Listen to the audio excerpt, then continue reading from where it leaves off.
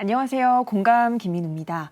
오늘부터 4번에 걸쳐서 스마트 시대 재난 관리에 대해서 살펴볼 텐데요. 오늘 강사님과 먼저 인사 나누겠습니다. 정창삼 교수님 어서 오십시오. 예, 반갑습니다. 안녕하세요, 교수님. 예. 교수님, 우리가 앞으로 4번에 걸쳐서 재난을 통해 재난을 배운다. 스마트 시대 재난 관리라는 주제로 말씀을 해주실 텐데 예. 첫 번째 시간 주제가 뭘까요?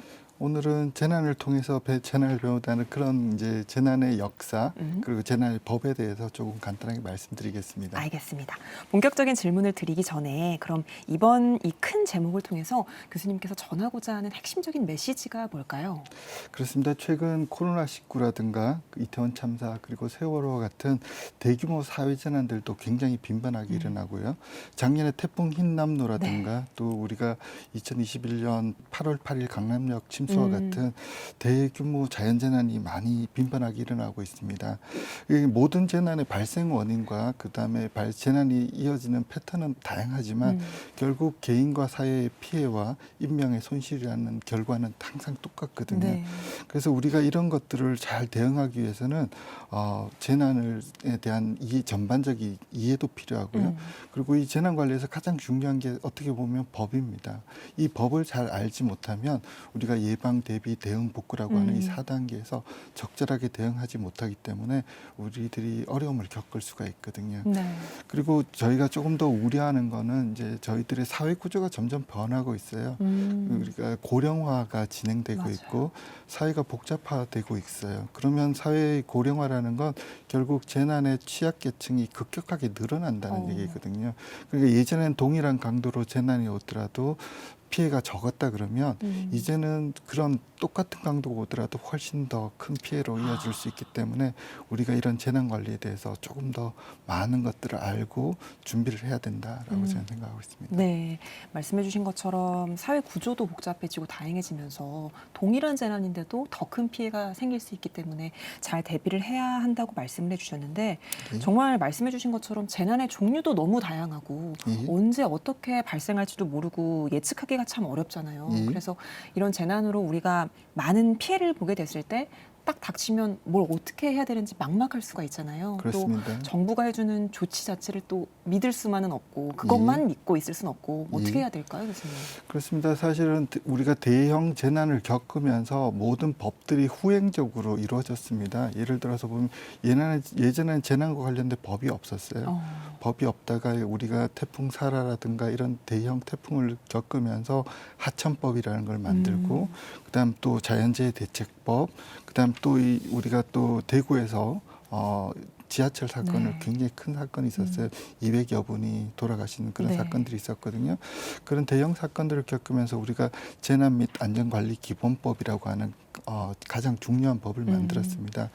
그래서 사실 재난이 예방, 대비, 대응, 복구라는 4단계로 이루어지지만 사실 예방이라든가 대비를 통해서 피해가 나지 않게 하는 것이 가장 좋습니다. 그렇지만 우리가 어쩔 수 없이 우리가 재난을 잊게 되거든요. 우리가 재난을 당하게 됐을 때는 많은 분들이 어떻게 해야 될지를 모르세요. 근데 이거는 뭐 정말 죄송한 얘기지만 아는 만큼 우리가 복구해서 도움을 받을 수가 있습니다. 그래서 우리가 법이 어떻게 진행되는지 쉽게 얘기하면 복구해서 혜택을 받을 수 있는지 이런 것들을 알고 있어야지만 적절하게 요구를 할 수 있고 우리가 대응해 나갈 수 있습니다.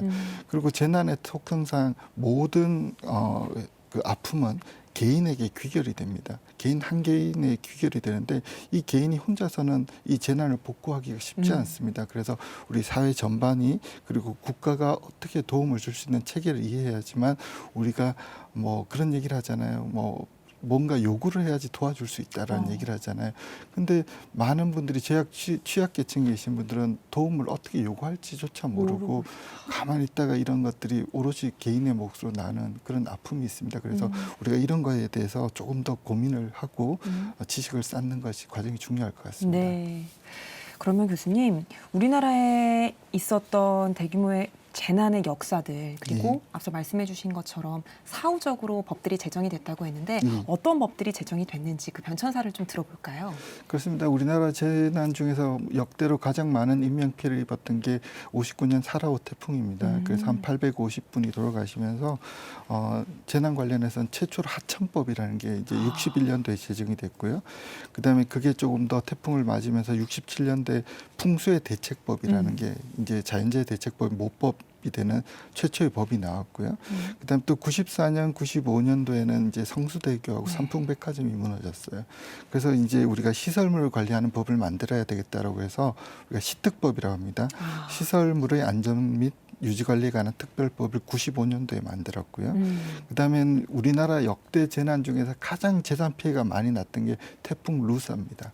이게 2002년도에 났는데요. 그래서 2002년 태풍 루사, 2003년도 비슷한 규모의 태풍 매미, 그다음 2003년도에 또 대구 지하철 이렇게 사고 나면서 우리 재난관리에 가장 중요한 재난 및 안전관리 기본법이 2004년도에 제정이 돼요. 그래서 이 법을 모태로 우리가 국가의 모든 재난관리가 거의 이루어진다고 생각을 하시면 됩니다. 그리고 뭐 그 이후에도 뭐 행정 조직들은 계속 이제 정권이 바뀌거나 아니면 대형 사고가 날 때마다 바뀌어왔죠. 예를 들어서 보면 세월호 참사 이후에 국민안전처라는 게 잠깐 생겼다가 또 다시 행정안전부로 옮기면서 이런 변화들이 있어 왔습니다. 앞서 말씀해 주신 것처럼 재난과 관련해서 얼마만큼 개인이 알고 있느냐에 따라서 어떤 재난이 발생했을 때 보장받을 수 있는 것들이 다를 수 있다. 그래서 그런 걸 그렇습니다. 잘 아는 게 중요하다고 했는데 예. 사실 아무것도 모르는 일반인들은 막연한 경우가 많거든요. 예. 구체적으로 그 사례들을 좀 들어주실까요? 예를 들어서 보면 가장 쉬운 예는 많은 분들이 잘 모르는 건데 풍수의 보험이라는 게 있습니다. 풍수의 보험이라는 게 농업을 하시거나 아니면은 풍수해를 많이 입으시는 분들 같은 경우는 그게 한 80% 정도를 정부에서 부담을 해줘요. 그래요. 예, 그래서 이제 예를 들어서 검색 엔진에서 풍수의 보험이라든가 아니면 주민센터 가서 풍수의 보험을 들면 1년에 한 2만 원에서 3만 원 정도면 풍수의 보험을 들어서 오, 우리가 그렇군요. 재난이 났을 때 그 많은 보상을 받을 수가 있어요. 근데 이제 그런 것들을 잘 모르시죠. 그리고 큰 대형 재난이라면 국가에서 많은 걸 해줄 거라고 생각을 하세요. 그리고 네. 뭐 예를 들어 대통령 특별 재난 지역 선포를 하면 많은 보상을 해주실 것 같지만 보상액은 한계가 있습니다. 예를 들어서 보면 뭐 강남역 침수되면 가게에서 피해액 1억 뭐 이렇게 나는데 국가의 상한 기준은 한 500만 원 정도밖에 되지 않아요. 차이가 크네요. 차이가 큽니다. 그래서 그런 것들을 잘 알고 계셔야 될 것 같고요. 그래서 정부에서 사전에 제공하는 보험 제도 이런 것들도 잘 아셔야 되고요. 그리고 어떤 분들은 예를 들어서 우리 집이 이제 언덕에 살고 있는데 비만 오면 뒤에 산에서 산사태가 날지 몰라서 조마조마하시는 분들이 네. 있어요. 근데 대부분 이렇게 언덕에 사시는 분들이 이제 취약계층이나 이제 소득이 낮은 분들이 있을 수 있거든요. 그런 분들 같은 경우 내 돈을 들여서 이 공사를 하긴 너무 큰 규모고 그렇죠.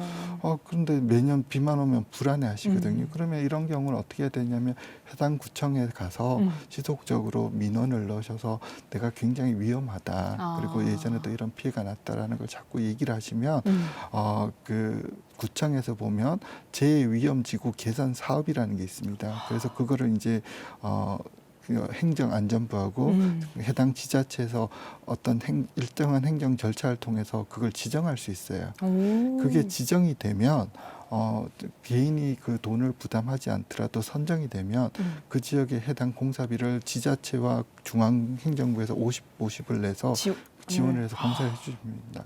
그래서 그런 제도를 좀 적극적으로 활용할 수 있어야 되는데 대부분 분들은 이걸 그냥 어떻게 할지를 모르셔서 그렇죠. 그 사고가 난 다음에 인명피해로 이어지는 경우가 많거든요. 그래서 그런 경우들은 그런 제도들을 적극적으로 활용하시는 게 좋을 것 같습니다. 네. 구체적인 사례들을 아무래도 들어주시니까 진짜 재난 관련해서 법률 지식을 왜 알아야 하는지가 좀 왜 중요하구나라는 게 확 와닿는데 마지막으로 대규모 재난들을 이제 일반적으로 이해하기 위해서 재난 영화들이 많이 나와 있잖아요. 어떤 것들이 있을까요? 저도 학생들에게 강의를 할 때 먼저 이렇게 재난 영화들을 좀 추천을 합니다. 왜 그러냐면은 재난 영화를 좀 보지 않고서는 이해를 하기가 좀 어려워요. 네. 그리고 재난이라는 건 결국 이제 우리가 시퀀셜하게 시간대별로 하나의 원인에 의해서 계속 반복적으로 발생되기 때문에 물론 영화에서는 이제 조금 극단적인 자연 현상, 네. 극단적인 사회 현상을 다루긴 하지만 그럼에도 불구하고 이런 현상들을 조금 보고 나면 재난에서 대응 능력이 향상됩니다. 왜냐하면 재난이라는 거는 똑같은 재난이 발생하지 않습니다. 항상 다른 재난이 발생하지만 그런 것들을 상상력을 통해서 우리가 재난에 대한 적응력을 키워나가면 큰 도움이 되기 때문에 관련 영화들을 조금 보시면은 나중에 재난에 대응하실 때 도움이 될 것 같습니다. 네. 개인이 재난에 대한 지식이 없을 때 미래 사회에 발생하는 다양한 재난에 효과적으로 대응하기가 쉽지 않을 수 있기 때문에 재난 관련 법률 지식을 아는 것이 참 중요하고 또 우리가 재난에 대해서 전반적인 이해를 하기 위해서 재난 영화가 도움이 된다라는 말씀까지 해주셨는데 교수님 다음 시간에는 우리가 어떤 주제로 살펴볼까요? 그렇습니다. 최근에 이제 재난과 관련해서 가장 큰 이슈 중에 하나는 기후 변화입니다. 그래서 우리가 기후 변화가 재난 관리 그리고 우리의 미래 재난에 어떤 영향을 미치에 대해서 기후 변화와 재난 관리에 대해서 한번 이야기를 해보도록 하겠습니다. 알겠습니다. 다음 시간에는 기후 변화에 대한 이야기로 말씀 이어가도록 하겠습니다. 교수님 오늘 말씀 고맙습니다. 감사합니다.